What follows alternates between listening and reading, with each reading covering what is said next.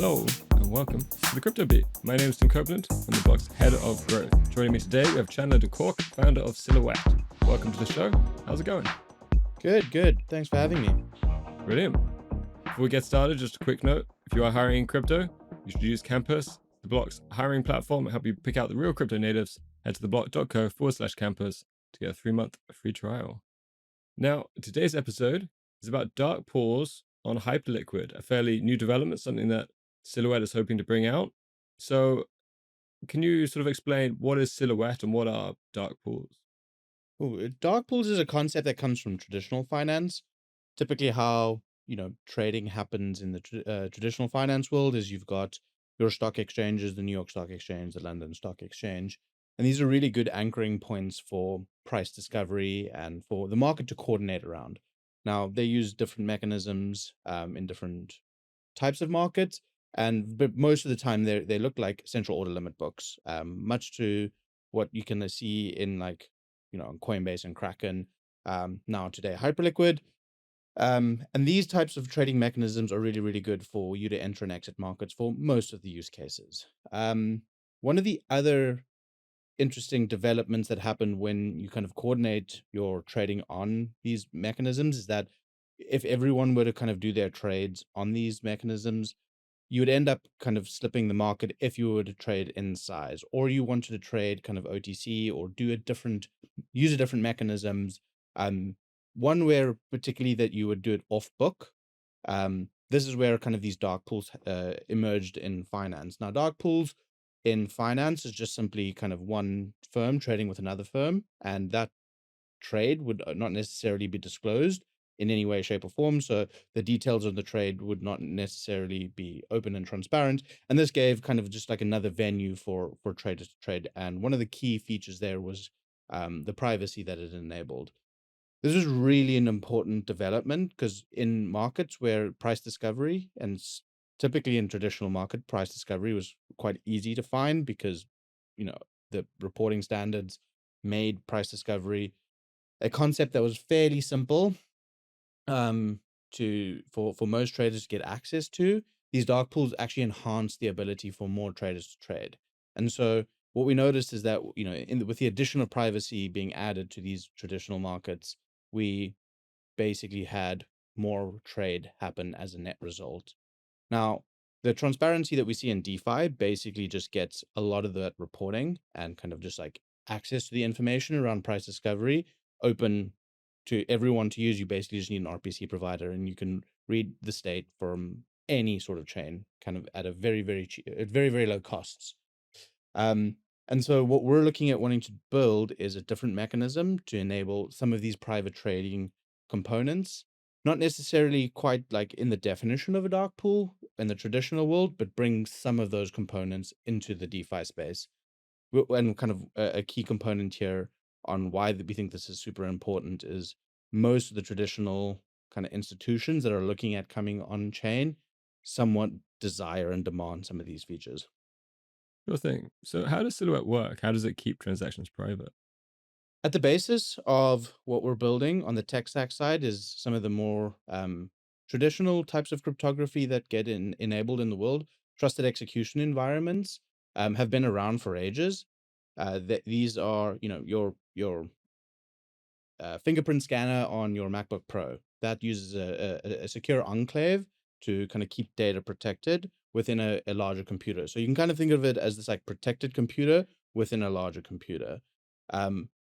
In addition to that, so that's where we can kind of run a lot of these like matching components to provide the privacy that we need. But then there is this other component that really kind of a lot of the ZK side of the world, FHE and MPC type technology stacks really come into play. So we can generate a proof from this trusted execution environment to tie into like the on-chain settlement. So from like a build out perspective, Silhouette's, 3 components. Traders submit their order. That's the one component to Silhouette. We use these secure enclaves to privately match trades and order flow. And then the last component is settlement, where we use ZK to ultimately settle on chain. And in our specific case, for our first kind of like rollout of our product, that'll kind of go into the Hyperliquid ecosystem. Okay, so When you say so, you use the trusted execution environments. Where is that where the trades actually take place? So it's sort of done offline, or at least on your sort of the company's hardware.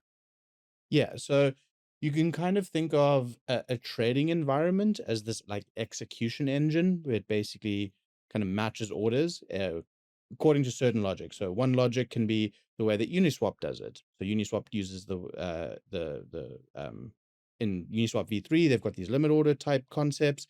Uniswap v2 had the curve. Hyperliquid has a central order limit book. So whatever that logic is, you can run that on basically any piece of hardware. And you can run it on a server. That's just like a centralized version of how this would work. You could also run it in one of these enclaves, which gives you a little bit more security guarantees around what the actual matching engine is doing. Okay, so is it decentralized? In the world of decentralization, what does decentralization mean? It's like how many people can run the node that ultimately gets to consensus. Now, in Ethereum, I can spin up my node at home. I need 32 ETH, can kind of get that set up fairly simply. And now I'm part of this decentralized network. In some other chains, there's far less nodes, and that kind of you could assume it's less decentralized. There's like Nakamoto coefficient is a good example of how decentralized a network is. And for our case, the way that you would kind of introduce decentralization is by having multiple of these execution environments running together. So if one went down, the network as a whole would not necessarily break down. So um, decentralization also is quite an important path that many teams kind of over index on in the beginning that leads to some sort of stifling in the future. So we have a path to decentralization. That path will be kind of taken a little bit more cautiously from our perspective. So we'll have like a small subnet of these trusted execution environments running in the beginning.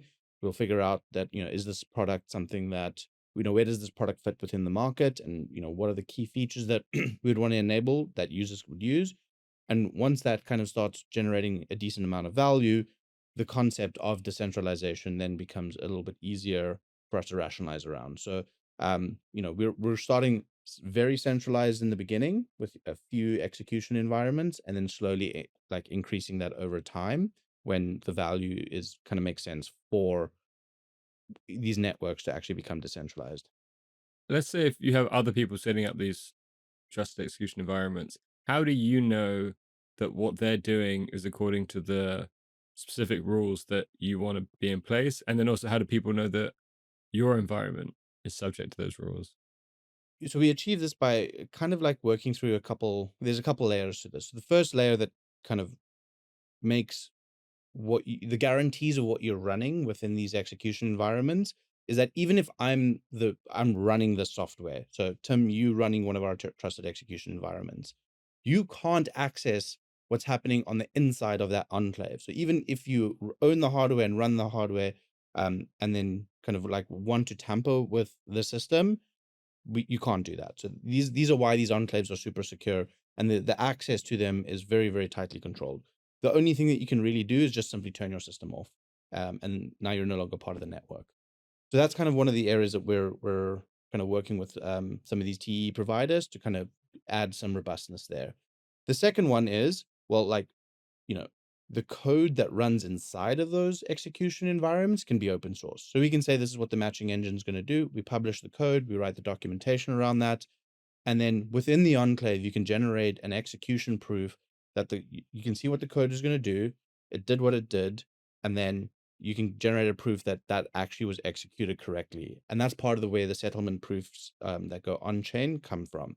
And so not only can we make sure that access to these execution environments is somewhat gated, we can also make sure that the code that's running within them is super secure. And then we can even create proofs to show the user, oh, at the end of the day, what you said it should do, it actually did. And here's the verification of that. Okay, so if someone else sets up one of these environments, they don't build it themselves. You would give them the secure enclave. Is that right? Yeah, so there are a couple trusted execution environment providers. I think the one that's most commonly used is AWS Nitro. So Amazon have their versions of it. Apple have enclaves running on every iPhone and every MacBook today. So this concept's actually quite well known. There are other few providers, and there are even Web3 specific providers. So the one that we're partnering with in the early days is Marlin. Marlin kind of take care of a lot of the infrastructure, and we tie into their network of TEs that can kind of like, be a part of this. Now in the future, let's say anyone wants to come, they've got their TEs, they know how to get that infrastructure set up and running. There will be a spec on what this needs to conform to. You'll then come to the network and say, I want to be a TE. You do the checks that this hardware and infrastructure does match that spec, and then you can provide your TE to that network. So why did you choose Hyperliquid as a base for this platform? Like, why did you choose to build on it? Every time a new cryptographic paradigm came out prior to, what we have today, the first thing developers developed was a dark pool. ZK, they built ZK dark pools. FHE, they built an FHE dark pool. MPC, you name it. There's hundreds of these implementations of how you can build privacy trading mechanisms. And by and large, most of them have failed for a couple reasons. One of them is that they typically like have low liquidity, and liquidity normally kind of has alpha attached to it, and the privacy is there to protect the alpha. And so there's no liquidity, there's no alpha. And so traders typically haven't really just like bootstrapped these markets relatively efficiently, because privacy in itself doesn't sell. Privacy sells only in the pursuit of protecting alpha. And so when we were looking at how we could implement our version of this, it was really more a go-to-market question as opposed to a technical question. And when you looked at how liquidity typically flowed, Hyperliquid was kind of growing as this nexus point for a large amount of traders. Pre their TGE, it was somewhat like known by a couple traders, but not really as on the map as it is today. And so they grew a community quite organically. They also developed pretty much the standard of how DEXs will be deployed going forward. And when we looked at kind of a venue for where we could tie these dark pools into, it was very clear to us that we needed to tie into a really sufficiently kind of robust ecosystem, and that's where Hyperliquid came in. And so for us, the choice was more a case of we knew that just privacy, but for privacy's sake, was not going to be enough of a sufficient set of tools for traders to come organically to an isolated market, but instead bringing privacy to where a lot of alpha is already being generated by a lot of these traders that are trading organically. And so therefore, like, it made sense to build alongside a liquid venue as opposed to just simply an isolated privacy DEX. Sure. And how bullish are you on Hyperliquid as a layer one ecosystem? I think their track record kind of speaks for themselves. And there are a couple interesting components that are being developed that I'm personally excited by. So the first one I would kind of, showcase is that they deployed an EVM. So you've got this fully expressive sidechain that you can build the rest of DeFi with. And we're seeing a bunch of projects come out there. You got your standard DeFi lending markets, you've got some swap markets, some aggregators that are going there. And so for most of the users, one of the areas that they will be able, or one of these app developers will tie into, who would want to leverage against whatever the assets they have, can tie into a lending market that then has the backstop of an entirely extremely well functioning L1 DEX. So the bootstrapping problem for the chain is kind of already solved, and these liquidity engines is what saves chains. Look at Uniswap for Ethereum, look at GMX for Arbitrum. That's kind of what generates most of the activity for these chains, and almost all of DeFi requires these liquidity engines.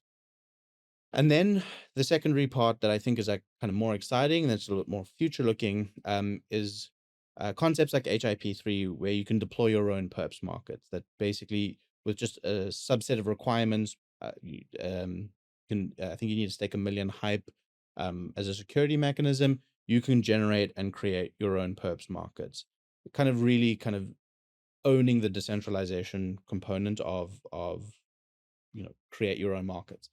Now, the third part that I'm quite excited about as to like why this is going to be quite interesting is, if you think about how most teams list their coins now, they typically go to to a Binance, they sell their souls to the devil, that deal's never in favor of the project and it's almost extractive, but you can't not have your token not launched on Binance because that component in itself is what gets a lot of people interested in your project and adds a lot of value to your token.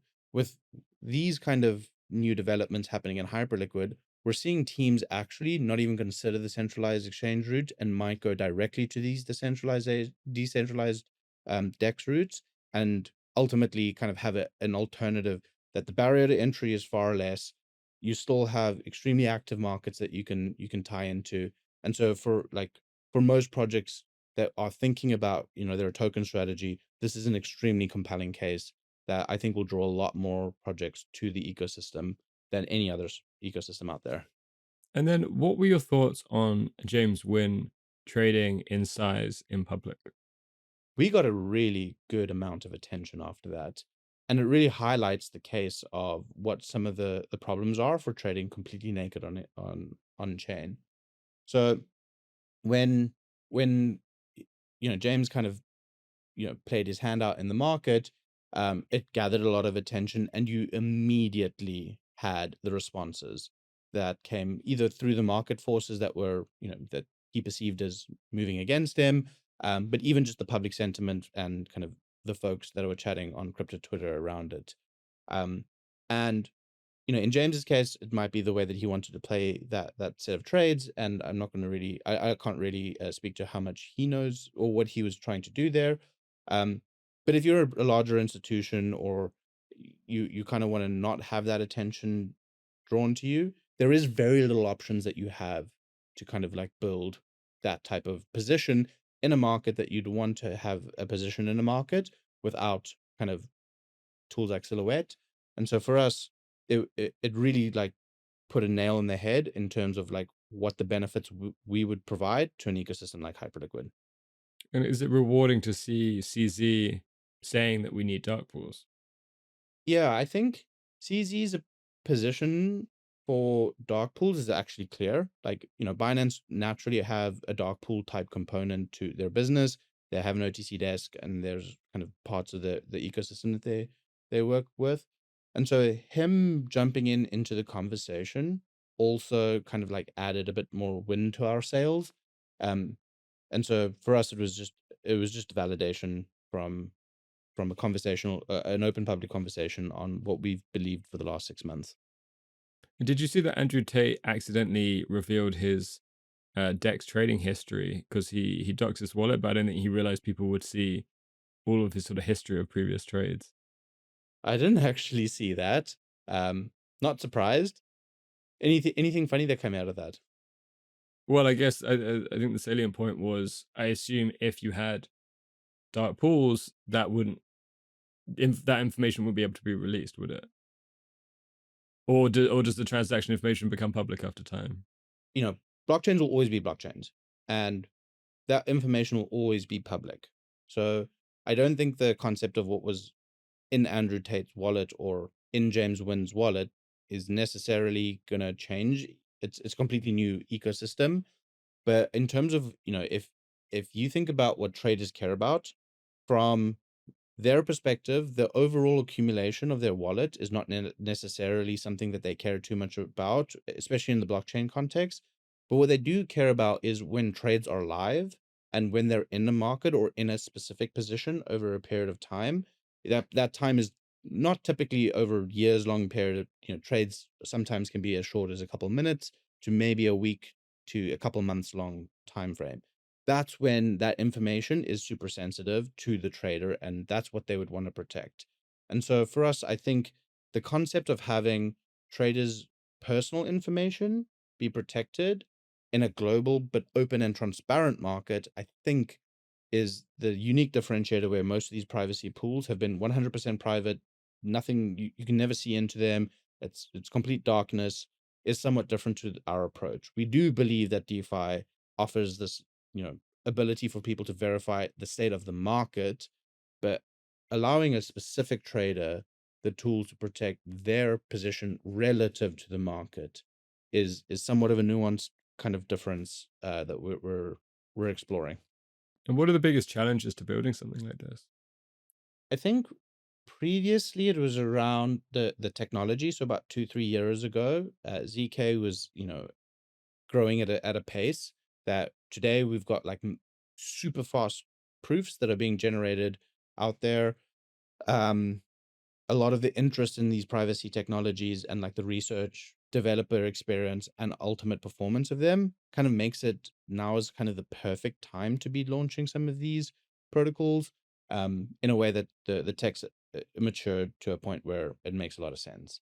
So the technical challenges have somewhat been solved. The next kind of component is really understanding what do traders actually care about?